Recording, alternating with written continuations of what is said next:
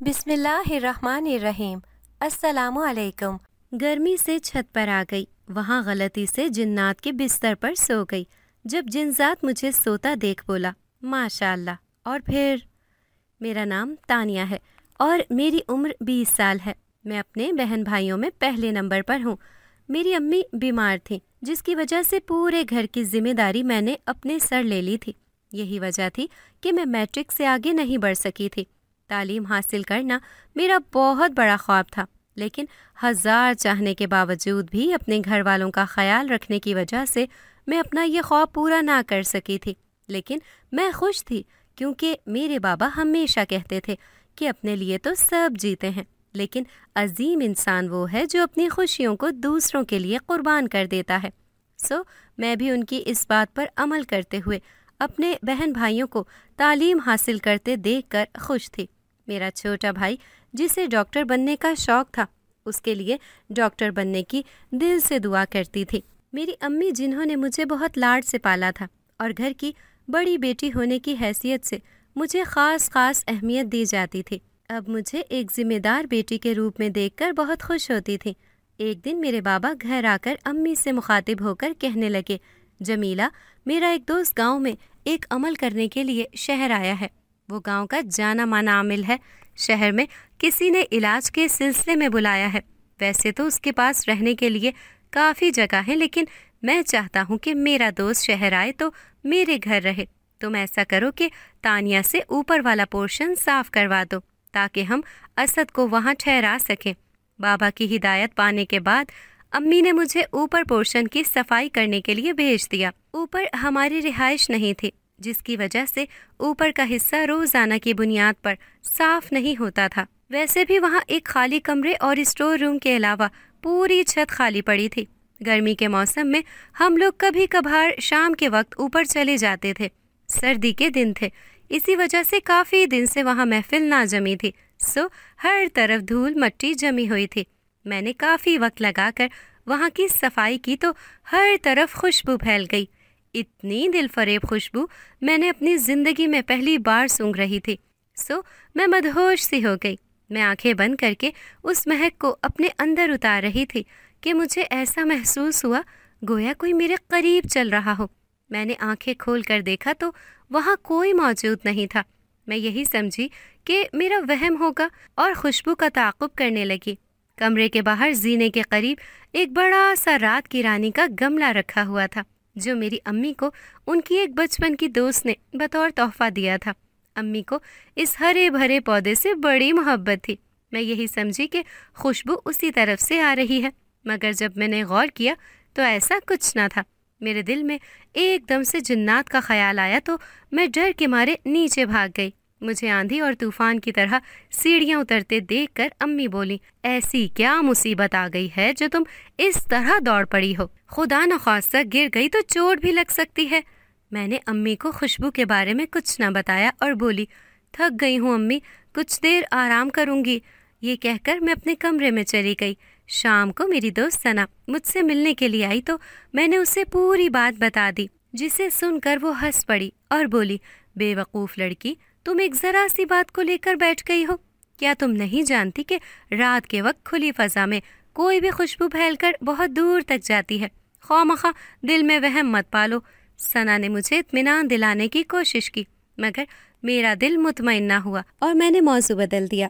اگلے دن میرے بابا کے عامل دوست اسد انکل ہمارے گھر رہنے کے لیے آ گئے۔ ابو نے ان کے لیے کافی اہتمام کروایا اور جب رات ہو گئی تو انہوں نے سب کو چھت پر آنے سے منع کر دیا کیونکہ وہ اب اپنا عمل شروع کرنا چاہتے تھے۔ میرے بابا نے بتایا تھا کہ ان کے قبضے میں جنات ہیں جو ان کا ہر حکم پورا کرتے ہیں۔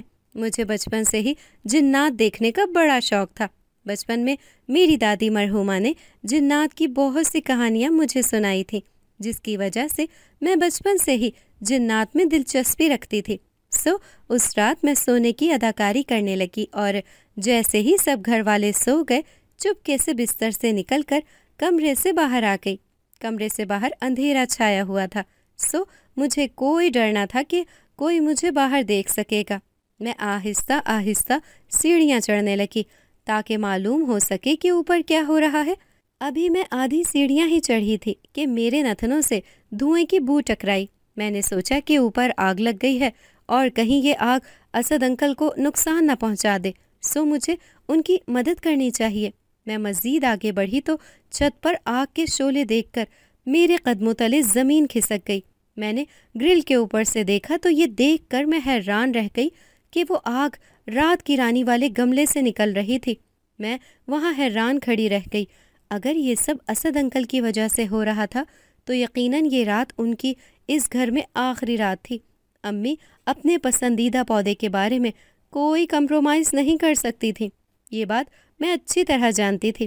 اسی وقت میری آنکھیں جلنے لگیں اور میرا سر چکرانے لگا تو میں گرل کا سہارا لیتے ہوئے واپس نیچے اتری اور اپنے بستر پر آ کر لیٹ گئی۔ اسی وقت لائٹ چلی گئی تو کمرے میں لگا زیرو کا بلب بند ہو گیا۔ مجھے خوف محسوس ہو رہا تھا، ڈر کے مارے میرا پورا بدن پسینے میں شرابور تھا۔ رات کے نہ جانے کسی پہر میری آنکھ لگ گئی۔ صبح میری بڑی دیر سے آنکھ کھلی تھی۔ بخار سے میرا بدن جل رہا تھا۔ جسم میں شدید درد کی وجہ سے میں اپنے بستر سے نہ اٹھ سکی۔ میں نے بہت کوشش کی مگر ناکام رہی۔ میں جلد از جلد اٹھ کر اوپر جانا چاہتی تھی تاکہ اپنی امی کے پسندیدہ پودے کا حال دیکھ سکوں۔ سچ تو یہ تھا کہ بچپن سے اسے اپنے گھر میں رکھا دیکھ کر مجھے بھی اس سے شدید محبت ہو گئی تھی اور میں ہمیشہ اس کا خیال رکھتی تھی۔ تانیہ بیٹا، جلدی سے اٹھ جاؤ، تمہارا ناشتہ میں بنا چکی ہوں۔ تم ایسا کرو کہ فریش ہو کر ناشتہ کر لو تاکہ پھر دوا کھا کر کچھ آرام آ جائے۔ اسد بھائی ابھی باہر گئے ہیں، میں ذرا اوپر گملے کو پانی دے آتی ہوں۔ یہ سن کر میری جان ہی نکل گئی، یعنی اب امی کو حقیقت معلوم ہونے والی تھی اور اپنے گملے کو جلی ہوئی حالت میں دیکھ کر ان پر کیا گزرے گی۔ میں یہ سوچ سوچ کر پریشان ہو رہی تھی۔ میں ہمت کر کے بستر سے اٹھی اور منہ دھو کر ناشتہ کر کے دوا لینے کے بعد سیڑھیاں چڑھنے لگی تو اسی وقت امی سامنے سے آئیں اور مجھے ڈانٹا۔ تم کیوں اوپر آ رہی ہو؟ طبیعت پہلے ہی ٹھیک نہیں ہے۔ میں انہیں کچھ دیر چہل قدمی کرنے کا کہہ کر اوپر آ گئی۔ میں جلد از جلد رات کی رانی کو دیکھنا چاہتی تھی۔ میں اوپر پہنچی تو یہ دیکھ کر حیران رہ گئی کہ پودا جوں کا توں اپنی جگہ پر موجود تھا۔ میں حیران سی وہیں کھڑی رہ گئی۔ جس گملے میں رات کو میں نے کافی بلند آگ بھڑکتی ہوئی دیکھی تھی، وہ صبح کے وقت اپنی اصلی حالت میں کیسے رہ سکتا ہے؟ میرے لیے یقین کرنا بہت مشکل تھا۔ میں انہی سوچوں میں گم واپس نیچے چلی گئی۔ میرے ذہن پر یہی بات سوار رہی۔ اسد انکل 3 راتیں اپنا جناتی عمل کر کے چلے گئے تو چوتھے دن میرے بابا نے مجھے بلایا اور کہا، تانیہ، میں تمہیں ایک بات بتانا چاہتا ہوں جس کا ذکر کسی سے نہیں کرنا، کیونکہ اگر ایک بار یہ بات مشہور ہو جائے کہ اس گھر میں آسیب موجود ہیں تو لوگ اس گھر میں آنا پسند نہیں کرتے اور اس گھر کے مکینوں سے بھی کوئی تعلق نہیں رکھنا چاہتے۔ اس لیے یہ بات صرف ہمارے درمیان رہے۔ میرے دوست اسد نے اس بات کی نشاندہی کی ہے کہ ہماری چھت پر جنات کا بسیرا ہے جو کئی سال سے یہاں آباد ہیں، مگر ان کی اولاد میں کچھ جنات نہایت شریر ہیں جن سے ہمیں محفوظ رہنے کی ضرورت ہے۔ اس مقصد کے لیے اسد نے یہ پانی دیا ہے جسے 7 دن تک 3 وقت پوری چھت پر چھڑکاؤ کرنا ہے، مگر کچھ باتوں کا خیال بھی رکھنا ہے۔ پہلی بات تو یہ ہے کہ جیسے ہی تم اوپر پانی چھڑکنے کے لیے جاؤ گی کبھی بھی ننگے پاؤں مت جانا، اور دوسری اہم بات یہ ہے کہ اپنا کام کر کے واپس آ جانا۔ تم تو جانتی ہو بیٹا کہ میں صبح کو گھر سے نکل کر رات کو لوٹتا ہوں اور تمہاری امی کے آئے روز طبیعت خراب رہتی ہے، سو میں یہ کام صرف تمہیں ہی سونپ سکتا ہوں۔ پوری ذمہ داری سے کرنا، کوئی کوتاہی نہ ہو، کیونکہ یہ انسانی نہیں بلکہ جناتی معاملہ ہے۔ میں چپ چاپ بڑے غور سے والد صاحب کی ہدایت سن رہی تھی۔ وہ خاموش ہوئے تو میں نے کہا، آپ بالکل بے فکر رہیں، میں اس بات کا پورا خیال رکھوں گی کہ کوئی بھول نہ ہو اور اپنے کام کو پوری ذمہ داری سے کروں گی۔ میری بات سن کر وہ مسکرائے اور بولے، شاباش بیٹی، مجھے تم سے یہی امید تھی۔ یہ کہہ کر انہوں نے پیار سے میرے سر پر ہاتھ رکھا اور پھر کچھ یاد آنے پر بولے، ہاں ایک بات یاد رکھنا کہ کسی چھوٹے بہن بھائی کو بھی اس بات کا معلوم نہیں ہونا چاہیے۔ بابا مجھے پوری بات خاصی تفصیل سے بتا کر چلے گئے، جبکہ میں ان کی دی ہوئی بوتل ہاتھ میں پکڑے کھڑی کچھ دیر تک اس کو دیکھتی رہی۔ اس کے اندر نیلے رنگ کا پانی تھا۔ میں نے اسے احتیاط سے اپنی الماری میں چھپا کر رکھ دیا۔ اگلے دن دوسرے شہر سے میری پھپھو رہنے کے لیے ہمارے گھر آئیں۔ انہیں دیکھ کر میں بہت خوش ہوئی کیونکہ میں ان کی لاڈلی بھتیجی تھی۔ انہوں نے بھی مجھے گلے لگا کر بہت پیار کیا۔ میں امی کے ساتھ نت نئے کھانے بنانے میں مصروف ہو گئی۔ چھت پر پانی ڈالنے کا خیال میرے ذہن سے نکل گیا۔ رات کو میں بستر پر لیٹی تو مجھے ایک دم سے خیال آیا۔ میں جلدی سے اٹھ بیٹھی اور الماری سے بوتل نکال کر چھت پر چلی آئی۔ ٹھنڈی ہوا نے پوری چھت کو اپنی لپیٹ میں لے رکھا تھا۔ مجھے ٹھنڈک محسوس ہوئی لیکن میں نے کوئی پرواہ نہ کی اور اپنا کام مکمل کر کے نیچے آ گئی۔ نیچے سب لوگ سو رہے تھے، کسی کو بھی میرے اٹھنے کا علم نہ ہوا۔ اسی طرح 6 دن گزر گئے۔ میں نے بابا کی ہدایت کے مطابق نیلے رنگ کے محلول کو باقاعدگی سے چھت پر ڈالا تھا۔ بابا نے کہا تھا کہ آخری دن کچھ مشکل ثابت ہو سکتا ہے، اس لیے اس دن انہوں نے آفس کی چھٹی کی اور گھر پر رک گئے۔ دوپہر کا کھانا کھانے کے بعد سب لوگ قیلولہ کرنے کے لیے کچھ دیر لیٹ گئے تو میں اور بابا چھت پر آ گئے۔ ابھی ہم نے کمرے میں پانی کا چھڑکاؤ کرنا شروع کیا ہی تھا کہ ایک دم کسی کے چلانے کی آواز سنائی دینے لگی۔ میں جلدی سے بابا کے قریب آ کر کھڑی ہو گئی کیونکہ مجھے بہت خوف محسوس ہو رہا تھا۔ کچھ دیر بعد چیخوں کی آواز تھمی تو بہت سے قہقہوں کی آواز فضا میں گونجنے لگی۔ ہم دونوں حیران پریشان سے بڑی مشکل سے اپنا کام مکمل کر کے نیچے آئے۔ اس رات مجھے بالکل بھی نیند نہیں آ رہی تھی۔ جیسے ہی سونے کے لیے آنکھیں بند کرتی، کبھی قہقہوں اور کبھی چیخوں کی آواز سن کر اچانک ڈر کر اٹھ جاتی۔ رات کے تیسرے پہر میری آنکھ لگ گئی تھی۔ میں سڑک پر کھڑی تھی کہ ایک عورت مجھے گھور رہی تھی کہ میں مسلسل اسے نظر انداز کر رہی تھی، لیکن اس کی نگاہوں کی تپش میں اپنے وجود پر محسوس کر رہی تھی۔ آخرکار بہت وقت گزر گیا اور وہ اپنے مشغلے سے باز نہ آئی تو میں اس کے قریب گئی اور میں نے اس سے بہت پیار سے پوچھا، کیا بات ہے باجی؟ کیا آپ کو میری کیا بات بری لگی ہے؟ آپ مجھے اس طرح کیوں گھور رہی ہیں؟ میرا اتنا کہنا تھا کہ اس کی آنکھوں سے شعلے نکلنے لگے اور وہ بولی، تو ہم سب سے ہمارا بیٹا چھیننا چاہتی ہے نا؟ مگر کان کھول کر سن لے، ایسا کبھی ممکن نہیں ہو سکتا۔ میں ناسمجھی کے عالم میں اس خوفناک صورت والی عورت کو دیکھ رہی تھی۔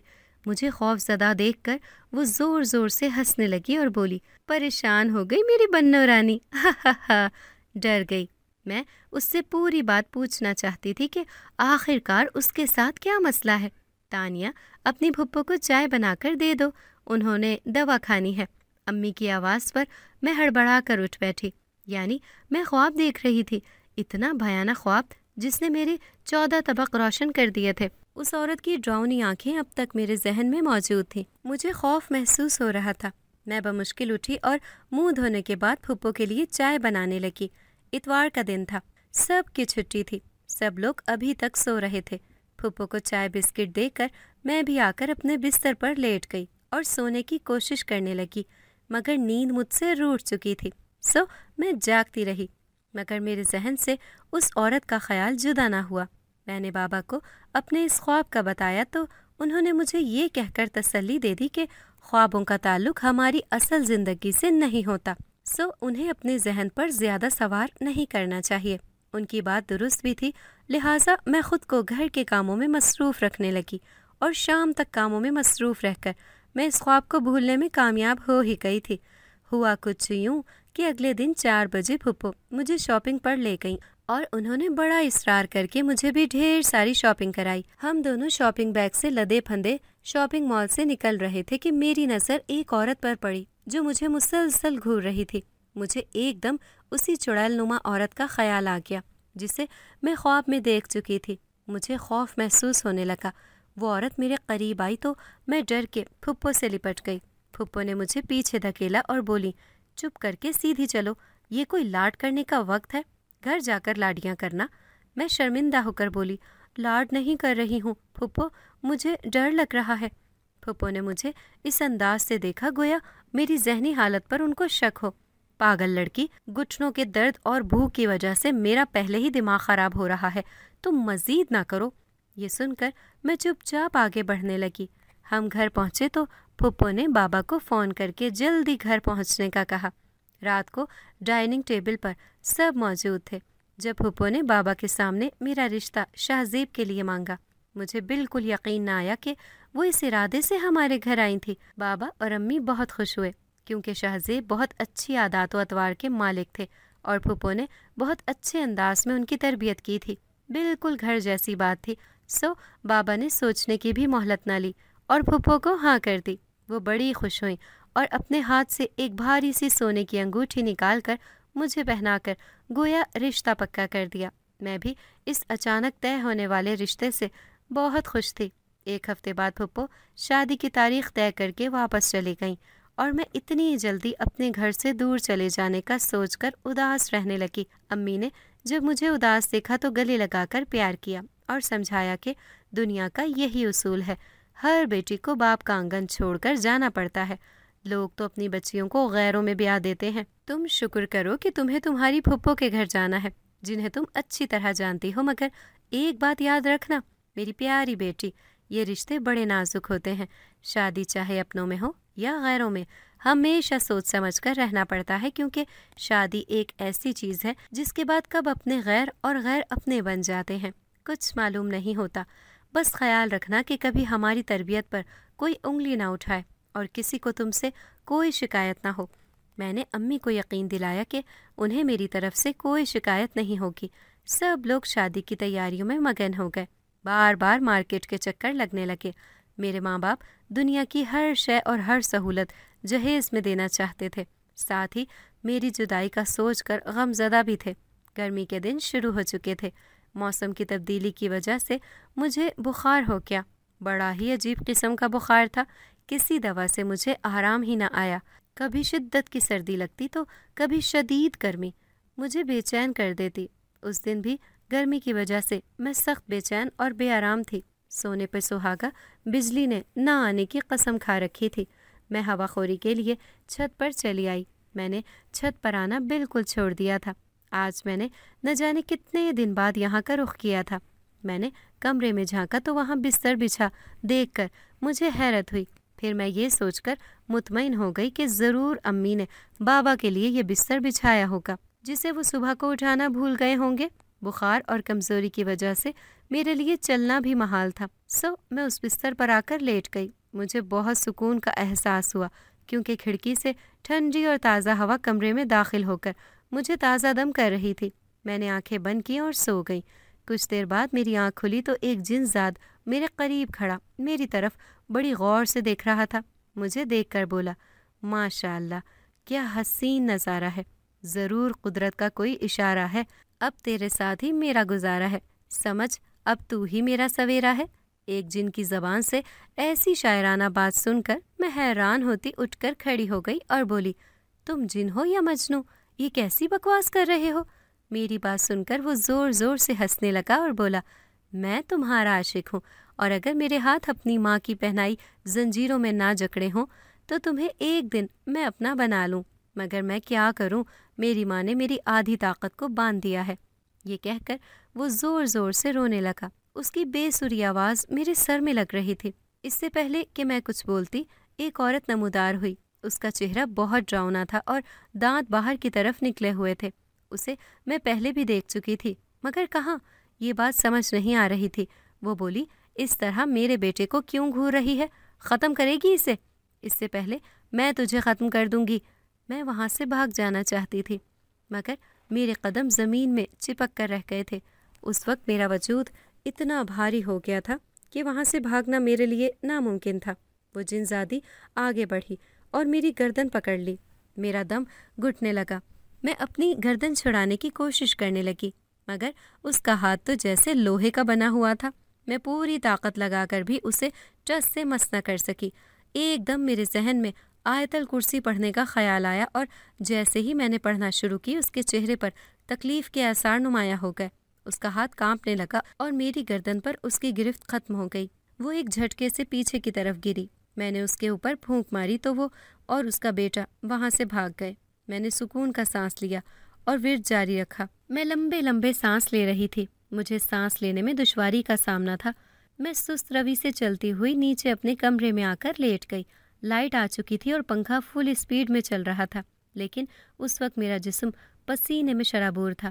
میں کافی دیر تک خود کو نارمل کرنے کی کوشش کرتی رہی۔ اگلے بہت سے دن میں سہمی رہی اور چھت پر جانے سے گریز کیا۔ شادی کے دن بہت قریب تھے۔ مگر شادی سے 1 ہفتہ پہلے ایسی خبر سننے کو ملی جس نے ہم سب کو پریشان کر دیا۔ شاہ زیب کا ایکسیڈنٹ ہو گیا تھا اور ڈاکٹر نے اسے 1 ماہ کا بیڈ ریسٹ بتایا تھا۔ شادی کی تاریخ بڑھا دی گئی تھی۔ خوشی بھری فضا میں اداسی گھل گئی تھی۔ میں نے شاہ زیب کو فون کر کے خاصی تسلی دی تھی اور 1 ماہ گزرنے کے بعد میں سادگی سے دلہن بن کر پھپھو کے گھر آ گئی، جو کہ اب میرا سسرال تھا۔ پھپھو اور شاہ زیب بہت خوش تھے اور ان دنوں میرے بہت ناز نخرے اٹھائے جا رہے تھے۔ ایک دن ایسا ہوا کہ میں صبح اٹھی تو میرے دوپٹے پر خون کے کچھ سرخ نشانات تھے۔ میں نے انہیں نظر انداز کر دیا، مگر یہ روز کا معمول بن گیا۔ میں نے شاہ زیب یا پھپھو کو اس بارے میں بالکل نہیں بتایا، کیونکہ میں انہیں پریشان نہیں کرنا چاہتی تھی۔ روز صبح کو اٹھ کر میں اپنا دوپٹہ دھو کر داغ صاف کر لیتی۔ ایک دن کچن میں کھانا بناتے ہوئے مجھے چکر آ گئے اور میں گر گئی تو پھپھو مجھے فوراً ڈاکٹر کے پاس لے گئیں۔ ڈاکٹر نے میرا چیک اپ کر کے خوشخبری سنائی کہ میں ماں بننے والی ہوں۔ پھپھو اور شاہ زیب یہ خبر سن کر بہت خوش ہوئے۔ میں خود بھی بہت خوش تھی، لیکن ہر روز دوپٹے پر لگے خون کے نشانات دیکھ کر میرا ذہن پورا دن اسی تجسس میں لگا رہتا کہ آخر کار یہ معاملہ کیا ہے۔ مجھے کوئی بھی سرا نہ ملا تو میں نے شاہ زیب سے کہا کہ مجھے کچھ دن کے لیے امی کی طرف چھوڑائیں۔ پھپھو نے بھی کہا کہ اچھا ہے، تانیہ کو کراچی چھوڑاؤ تاکہ اس کا دل بہل جائے۔ میں اپنے شہر جانے کے لیے ٹرین میں سوار تھی۔ مجھے چائے کی شدید طلب محسوس ہو رہی تھی۔ ٹرین اسٹیشن پر رکی تو میں نے شاہ زیب کو چائے لانے کے لیے کہہ دیا۔ وہ چائے لینے کے لیے گئے ہی تھے کہ ایک فقیرنی میرے قریب آ کر کھڑی ہو گئی اور بڑی معنی خیزی سے میری طرف دیکھنے لگی۔ میں نے اشارے سے اس سے پوچھا کہ کیا مسئلہ ہے، تو وہ میرے قریب آئی اور بولی، باجی یہ سفر تیرے لیے اچھا نہیں ہے، بہتر ہے کہ اپنا رخ واپس موڑ لے۔ وہ یہ کہہ کر آگے بڑھ گئی، جبکہ میں حیران پریشان سی بیٹھی رہی۔ کچھ دیر بعد شاہ زیب آئے تو میں نے ان سے اس بات کا ذکر کیا۔ میری بات سن کر وہ ہنس پڑے اور کہنے لگے، میری بھولی بیگم، ایک عام سی عورت کی بے تکی بات کو دل پر لینے سے بہتر ہے کہ اپنے اس بیچارے سے شوہر کے ساتھ ٹرین کے اس حسین سفر کو اپنی مسکراہٹ اور خوبصورت باتوں سے مزید خوبصورت بنا دو۔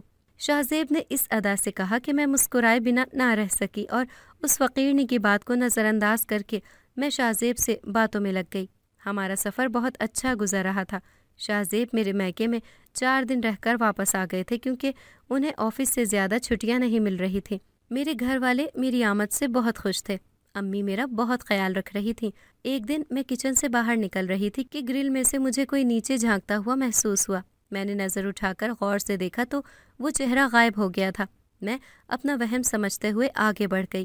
میں کمرے میں داخل ہوئی ہی تھی کہ میرا سر چکرایا اور مجھے ایسا محسوس ہوا گویا کسی نے مجھے دھکا دے دیا ہو۔ میں لہرا کر زمین پر آ گری۔ میرے گرنے کی آواز سن کر سب دوڑ کر میرے پاس آئے اور مجھے بے ہوشی کی حالت میں اٹھا کر ہسپتال لے جایا گیا۔ میری حالت بہت خراب تھی۔ پورے جسم میں درد کی وجہ سے میرا برا حال تھا۔ فون پر پھپھو اور شاہ زیب کو بھی معلوم ہوا تو وہ بھی پریشان ہو گئے۔ پھپھو نے تو بے احتیاطی کرنے پر باتیں بھی سنا دی تھیں۔ اب ہوا کچھ یوں کہ مجھے تو اپنے میکے والے گھر سے خوف محسوس ہونے لگا تھا۔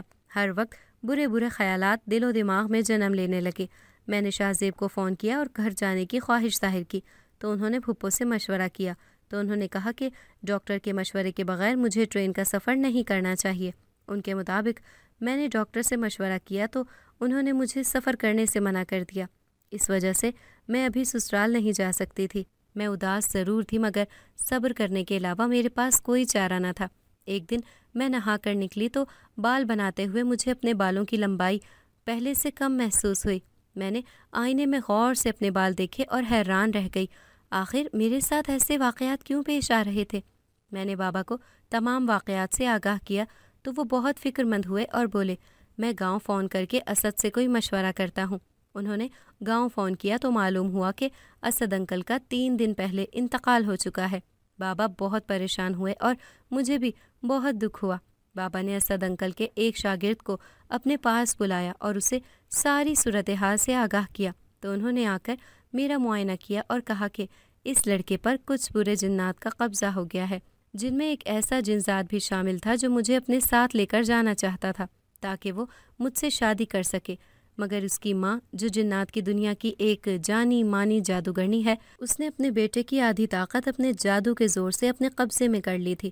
اپنی آدھی طاقت کے سہارے زندگی گزارنا جن ذات کے لیے بڑا مشکل تھا، مگر سنگ دل ماں کو ذرا رحم نہ آیا، کیونکہ وہ اپنے بیٹے کو ہر حال میں اپنی برادری تک محدود رکھنا چاہتی تھی۔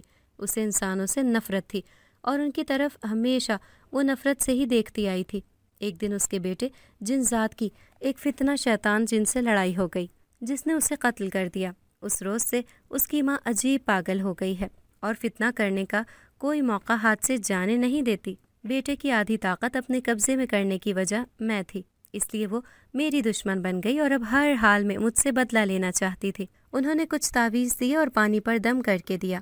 ہم نے باقاعدگی سے علاج جاری رکھا۔ شروع میں میرے جسم میں بہت درد ہوا، ایسا محسوس ہوتا تھا گویا کوئی میرے جسم پر تشدد کر رہا ہو۔ رات کو نیند کے دوران میں ڈر کر اٹھ جاتی۔ میری امی اور بابا پوری رات میرے سرہانے بیٹھ کر گزار دیتے۔ بچے کی پیدائش کے دن قریب آتے جا رہے تھے، لیکن میرا علاج مکمل نہ ہوا تھا۔ دوسری طرف پھپھو نے مختلف قسم کے وظائف شروع کر دیے تھے۔ ہم سب جیسے ایک مصیبت میں گرفتار ہو چکے تھے اور اس وقت میں ایک آزمائش میں مبتلا ہو کر رہ گئی تھی۔ آخر کار وہ دن بھی آ پہنچا جس روز ہم ایک امید لیے ہسپتال چلے گئے۔ زندگی اور موت کی کشمکش میں مبتلا ہو کر میں نے ایک بیٹے کو جنم دیا۔ خوبصورت اور صحت مند بیٹے کو دیکھ کر سب نے کلمہ شکر ادا کیا۔ سب کے سر سے ایک بوجھ سرک گیا تھا۔ میں خوش تھی، لیکن ایک بڑی مصیبت میرے سر پر منڈلا رہی تھی جس سے میں بالکل بے خبر تھی۔ شاہ زیب اب تک ٹرین لیٹ ہونے کی وجہ سے نہیں پہنچ پائے تھے۔ میں ان کا بڑی شدت سے انتظار کر رہی تھی۔ اس وقت ہسپتال میں میرے ساتھ امی اور میرا ایک بھائی موجود تھا۔ بابا کی طبیعت ٹھیک نہیں تھی، جس کی وجہ سے وہ گھر پر تھے۔ مجھے بھوک محسوس ہوئی تو میں نے اپنے بھائی کو کچھ لینے کے لیے باہر بھیج دیا۔ پوری رات جاگنے کی وجہ سے امی سو رہی تھی اور میں بھائی کا انتظار کر رہی تھی کہ ایک نرس کمرے میں داخل ہوئی اور بولی، اپنے بیٹے کو مجھے دے دو، میں اسے انجیکشن لگوانے کے لیے لے کر جا رہی ہوں۔ اس سے پہلے کہ میں اس کو کوئی جواب دیتی، اس نے میرے نومولود بیٹے کو اٹھایا اور باہر لے گئی۔ جیسے ہی وہ باہر گئی تو میری امی کی آنکھ کھلی اور انہوں نے مجھ سے بیٹے کے بارے میں کچھ پوچھا تو میں نے انہیں بتا دیا کہ نرس بچے کو انجیکشن لگانے کے لیے لے کر گئی ہے۔ یہ سن کر امی حیران رہ گئیں اور بولی، پاگل ہو گئی ہو کیا؟ کل بچے کو 2 انجیکشن لگ چکے ہیں اور ڈاکٹر نے 1 ماہ سے پہلے اسے کوئی بھی انجیکشن لگانے سے منع کیا ہے۔ اس کی فائل بھی یہیں ٹیبل پر رکھی ہوئی ہے۔ یہ سن کر میں ہکا بکا رہ گئی اور امی اس نرس کے پیچھے بھاگی، لیکن اس کا دور دور تک کچھ بھی معلوم نہ ہو سکا۔ ہم نے ہسپتال کے عملے سے بات کر کے نرس کا حلیہ اور عمر بتائی تو انہوں نے کہا کہ اس عمر اور شکل کی کوئی بھی عورت یہاں کام نہیں کرتی۔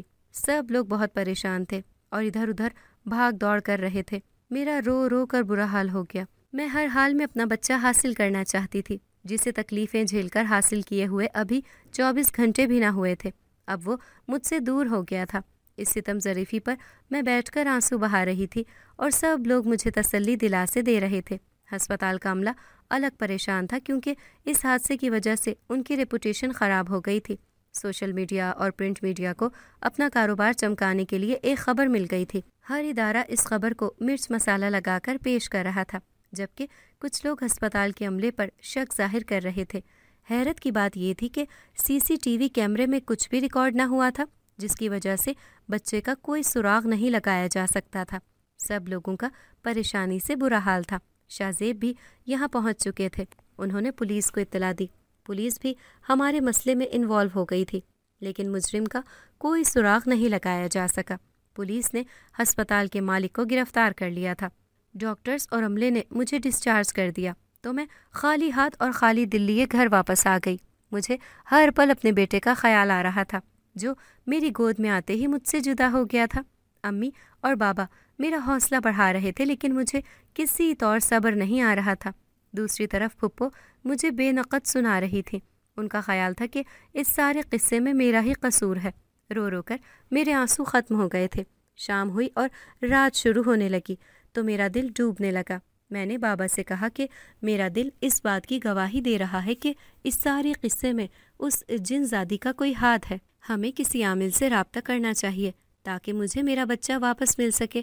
میری بات سن کر بابا سوچ میں پڑ گئے اور کہنے لگے، ٹھیک کہتی ہو بیٹا، میں اسد کے شاگرد کو فون کرتا ہوں تاکہ وہ یہاں آ کر یہ معاملہ حل کر سکے۔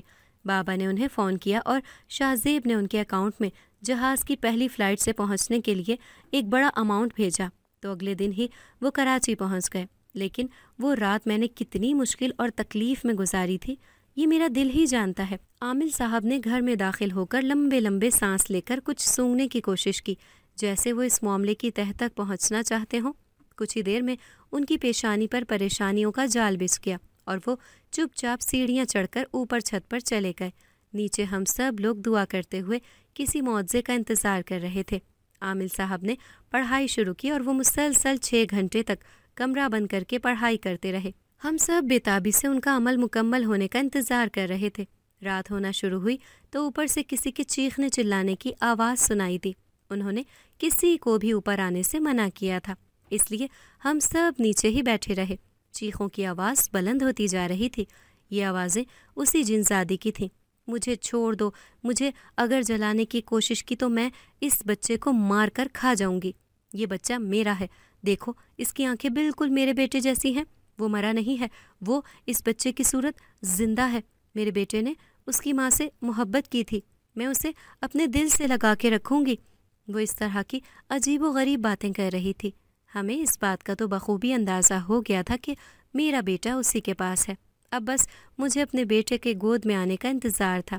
رات کو 10 بجے عامل صاحب نے مجھے اوپر بلایا تو میں دوپٹے سے اپنا چہرہ ڈھانپ کر اوپر چلی گئی۔ چھت پر کمرے کا منظر بہت عجیب تھا۔ عامل صاحب کے سامنے ایک عورت لیٹی ہوئی تھی جس کے اوپر سفید چادر ڈالی گئی تھی۔ اس کے لمبے بال چادر سے باہر نکلے ہوئے تھے، پوری چادر خون آلود تھی۔ وہ جنزادی اپنے ہوش و حواس میں نہیں تھی۔ خون آلود چادر میں لپٹی وہ بے جان سی پڑی تھی۔ چادر کے نیچے سے بچے کے رونے کی آواز سنائی دے رہی تھی۔ پورے کمرے میں خون کی بو پھیلی ہوئی تھی۔ عامل صاحب نے مجھے ہاتھ کے اشارے سے اپنے پاس بلایا اور کہا، چادر ہٹا کر بچہ اٹھا لو۔ مجھے بہت ڈر لگ رہا تھا، مگر اپنے بچے کی خاطر میں خون آلود چادر ہٹانے کے لیے تیار تھی۔ جیسے ہی میں نے چادر ہٹائی، جنزادی کا بھیانک چہرہ میرے سامنے تھا۔ اس نے میرے بچے کو اپنے بازو میں دبوچ رکھا تھا۔ میں نے جلدی سے بچے کو گود میں اٹھایا اور وہاں سے چل دی۔ اسی وقت عالم صاحب نے عورت کے اوپر سے چادر ہٹا دی۔ اس کے ہاتھ بندھے ہوئے تھے اور سر گھوم کر کمر کے ساتھ لگا ہوا تھا۔ وہ مسلسل معافی مانگ رہی تھی۔ تانیہ، کیا تم اس کو معاف کر دو گی؟ عامل صاحب نے مجھ سے پوچھا تو میں نے فوراً انکار میں سر ہلایا اور سخت لہجے میں کہا، نہیں، یہ میری اور میرے بچے کی دشمن ہے، میں اسے کبھی معاف نہیں کروں گی۔ میرا یہ کہنا تھا کہ وہ جنزادی گول گول گھومنے لگی اور پھر لہرا کر گر پڑی۔ اسی وقت اس کا وجود دھواں بن کر ہوا میں تحلیل ہو گیا۔ میں بچے کو لے کر نیچے آئی اور میری گود میں بچے کو دیکھ کر سب نے خدا کا شکر ادا کیا۔ امی نے بچے کو میری گود سے لیا اور اسے نہلایا۔ بچے کو شہد چٹایا گیا اور دودھ پلایا گیا تو وہ پرسکون ہو کر سو گیا۔ عمل مکمل ہونے کے بعد عامل صاحب نیچے آئے اور ہمیں خوشخبری دی کہ اس شیطانیت سے بھری جنزادی کو اس کے قبیلے کے سردار جن پکڑ کر لے گئے ہیں اور وہاں لے جا کر اسے زنجیروں میں جکڑ دیا گیا ہے۔ اب وہ کبھی بھی انسانی دنیا کا رخ نہیں کر سکے گی۔ یہ سن کر ہم سب بہت خوش ہوئے۔ میرے بابا نے انہیں بھاری معاوضہ دیا۔ وہ واپس اپنے گاؤں چلے گئے۔ اپنے بچے کو پا کر میری خوشی کا ٹھکانہ نہیں تھا۔ میں پرسکون ہو گئی تھی۔ یہی حال شاہ زیب کا بھی تھا۔ اسی دن انہوں نے یتیموں میں کھانا تقسیم کیا۔ پھپھو بڑی بے صبری سے ہمارا انتظار کر رہی تھی۔ بار بار ویڈیو کال پر بچے کو دیکھ کر اپنی آنکھیں ٹھنڈی کرتی۔ امی نے مجھے روک لیا۔ چھوٹی بہنیں کہنے لگیں، باجی اب ذرا اچھی خوشیوں بھرے دن ہمارے ساتھ بھی گزار لو۔ یہ سن کر میں ہنس پڑی اور بولی، بے فکر رہو میری پیاری بہن، میں اتنی جلدی یہاں سے جانے والی نہیں ہوں۔ اگلے بہت سے دن بہت خوشگوار گزرے۔ عامل صاحب نے کہا تھا کہ جنات کے بستر پر سونے کی وجہ سے وہ مجھ پر حاوی ہو گئے ہیں، لیکن آئندہ ایسا کچھ نہیں ہوگا کیونکہ پکا عمل ہو چکا ہے اور جنزادی اپنے چیلوں سمیت اپنی دنیا میں ایک قیدی کی حیثیت سے زندگی گزار رہی ہے۔ میں یہ سن کر بہت خوش ہوئی۔ اتنے سال میرا ذہن اتنے عجیب سے خوف کی لپیٹ میں رہا تھا، اب میں خود کو بہت پرسکون محسوس کر رہی تھی۔ ذہن پر پڑا بوجھ ایک دم ختم ہو گیا تھا۔ میرے بہن بھائی پیارے سے بھانجے کو پا کر بہت خوش تھے، اور جس روز میں اپنا سامان پیک کرنے لگی میری چھوٹی بہنیں اداس ہو گئیں۔ میں نے انہیں پیار کیا اور اپنے سسرال آنے کا کہہ کر اپنی جانے کی تیاری کرنے لگی۔ شاہ زیب گھر واپس جانے کے لیے ٹکٹ بک کروانے لگے۔ میں اپنے گھر والوں سے رخصت ہوتے وقت ان کے گلے لگ کر خوب روئی۔ ہمارا سفر ننھے ریان کے ساتھ بہت حسین گزرا۔ پورا راستہ وہ مزے سے سوتا رہا اور ہم دونوں مستقبل کے حسین خواب دیکھتے رہے، جس میں ریان ہمارے ساتھ تھا۔ ابھی 2 اسٹیشن باقی تھے اور میں تھکن محسوس کرنے لگی تھی۔ میں اپنی سیٹ سے ٹیک لگا کر کھڑکی سے باہر کا نظارہ کر رہی تھی کہ مجھے کوئی اپنے پاس کھڑا محسوس ہوا۔ میں نے سر اٹھا کر دیکھا تو وہاں وہی فقیرنی کھڑی تھی جسے میں پہلے بھی سفر میں دیکھ چکی تھی۔ میں نے ایک نظر اسے دیکھا اور میں چونک گئی۔ میں اپنی سیٹ سے کھڑی ہوئی تاکہ اس سے بات کر سکوں، مگر وہ میری طرف دیکھ کر مسکرائی اور تیزی سے چل کر ٹرین کے دوسرے ڈبے میں چلی گئی۔ میں نے اسے بلانے کی کوشش کی مگر ناکام رہی، کیونکہ میں اس کا نام نہیں جانتی تھی۔ کچھ لوگ مجھے ایک فقیرنی کی طرف بڑھتا دیکھ کر حیران ہو کر دیکھنے لگے تو میں شرمندہ سی اپنی جگہ پر واپس آ گئی۔ میں نے شاہ زیب کو یہ بات بتائی تو انہوں نے مجھے وہمی کہہ کر بات ہی ختم کر دی۔ ہم گھر پہنچے تو پھپھو اور میرے کچھ سسرالی رشتہ دار ہمارے منتظر تھے۔ سب نے ہمارا شاندار استقبال کیا۔ پھپھو نے مجھے گلے لگا کر پیار کیا اور میرا ماتھا چوم کر مجھے دعا دی۔ سب سے مل کر میں اپنے کمرے میں گئی تو کمرے میں قدم رکھتے ہی میں حیران رہ گئی۔ میرا کمرہ تازہ گلابوں سے سجایا گیا تھا، جس کی دل فریب خوشبو نے میری روح تک معطر کر دی تھی۔ مجھے پھپھو پر بے حد پیار آیا۔ میں ان کے پاس گئی اور ان کا شکریہ ادا کیا۔ پھپھو نے بہت مزیدار کھانا بنایا ہوا تھا۔ ہم کھانا کھانے کے بعد سو گئے۔ اب ہماری ایک نئی زندگی کا آغاز ہو گیا تھا، جس میں ہماری آنکھوں کی ٹھنڈک ہمارا بیٹا ہمارے ساتھ تھا، جس کی قلقاریوں نے پورے گھر میں رونق لگا دی تھی۔ میں گھر کے کام کرتی اور پھپھو پوتے کے ساتھ کھیل میں لگی رہتی۔ ریان 2 سال کا ہوا تو میرے گھر ایک پیاری سی بیٹی کی پیدائش ہوئی، جس کا نام میں نے فضا رکھ دیا۔ اس کی پیدائش پر میں بہت خوفزدہ تھی۔ مجھے بار بار ریان کی پیدائش والے واقعات یاد آ رہے تھے، لیکن میں نے صبر سے کام لیا اور اپنا پورا خیال رکھا۔ اس بار 9 ماہ تک میں سسرال میں ہی رہی۔ میکے جانے سے گریز کیا۔ یہ سچ تھا کہ میرا علاج مکمل ہو گیا تھا، مگر میرے دل میں موجود ڈر ختم نہیں ہوا تھا۔ میں اپنے بچوں کے معاملے میں کسی قسم کا رسک نہیں لے سکتی تھی۔ اس دوران میری امی کا انتقال ہو گیا تھا، سو میں نے قدم قدم پر ان کی کمی محسوس کی، مگر پھپھو نے میرا بہت ساتھ نبھایا اور شاہ زیب کے ساتھ مل کر میرا بہت خیال رکھا۔ ریان کی مکمل طور پر ذمہ داری بھی انہوں نے اٹھا رکھی تھی۔ میری بہنیں مجھ سے ملنے کے لیے آئیں تو مجھے بہت خوشی ہوئی۔ 2 بچوں کے ساتھ مجھے اپنی زندگی مکمل محسوس ہونے لگی۔ میں ہر وقت دل ہی دل میں اپنے رب کا شکر ادا کرتے نہ تھکتی، جس نے مجھے اتنی خوبصورت زندگی اور جیون ساتھی عطا کیا تھا۔ اکثر میں اپنی پچھلی زندگی کا سوچتی ہوں تو یقین کرنا مشکل ہو جاتا ہے کہ میں نے ایک طویل عرصے تک ایک جن زادی اور اس کی چالوں کو برداشت کیا ہے۔ میں نے اپنی زندگی کے بہت خوبصورت دن خوف کی نظر کر دیے تھے۔ میں نے اپنی باقی زندگی میں کبھی اس جن زادی کے اثرات نہیں دیکھے، لیکن 2 بار ٹرین میں ملنے والی فقیرنی اکثر مجھے نظر آتی ہے اور میری طرف معنی خیز نظروں سے دیکھ کر مسکراتی ہے۔ میں اس سے بات کرنے کی کوشش کرتی ہوں تو وہ کہیں غائب ہو جاتی ہے۔ میں اس معاملے کو کبھی حل نہ کر سکی۔ میں نے کچھ عامل صاحبان سے اس بارے میں بات کی تو انہوں نے بتایا کہ جن زادی کے اثرات اتنے گہرے تھے کہ اب تک مکمل طور پر ختم نہیں ہو سکے ہیں۔ اپنی دنیا میں واپس جانے کے باوجود بھی وہ میرے حال سے باخبر ہے، لیکن وہ کسی قسم کا نقصان نہیں پہنچا سکتی۔ ان تمام واقعات سے گزر جانے کے بعد میں اپنے بچوں کے معاملے میں بہت حساس ہو گئی ہوں اور ہر دم ان کا خیال رکھتی ہوں۔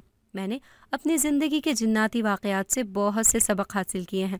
میں نہیں چاہتی کہ میرے بچے بھی کسی قسم کے جناتی حادثے کا شکار ہو کر اپنی زندگی کے خوبصورت لمحوں کو ڈر اور خوف کے حوالے کر دیں۔ اس وقت ریان 12 سال اور فضا 10 سال کی ہے۔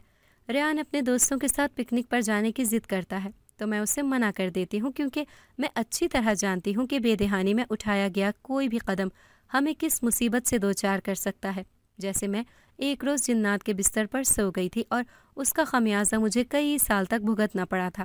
ریان کہتا ہے کہ ماما آپ ہمارے بارے میں ضرورت سے زیادہ حساس ہیں۔ اس کی بات سن کر میں ہنس پڑتی ہوں۔ میں نے اپنے دونوں بچوں کو اپنی زندگی میں پھیلے جنات کے واقعات کے بارے میں بالکل نہیں بتایا۔ اس بارے میں مجھے ساس اور شوہر کا مکمل تعاون حاصل رہا ہے۔ ان کے تعاون کے بغیر شاید میں اتنی مضبوط شخصیت کی مالک نہ بن پاتی۔ پچھلے سال جب میں کراچی گئی تو میں روز ہی اپنے گھر کی چھت پر چہل قدمی کرتی، لیکن سچ شکر کہ کوئی بھی ایسا واقعہ پیش نہیں آیا جس نے مجھے حیران پریشان کیا ہو۔ ان تمام واقعات کو بھلانا مشکل ضرور ہے، لیکن میں کوشش ضرور کرتی ہوں اور اپنے گھر والوں کے لیے ہر وقت تازہ دم رہتی ہوں۔ اگر آپ کو ہماری آج کی کہانی پسند آئی ہے تو اسے لائک کریں، شیئر کریں اور چینل کو سبسکرائب کرنا مت بھولیے گا تاکہ آپ کو ہر نئی آنے والی ویڈیو کا نوٹیفیکیشن بر وقت ملتا رہے۔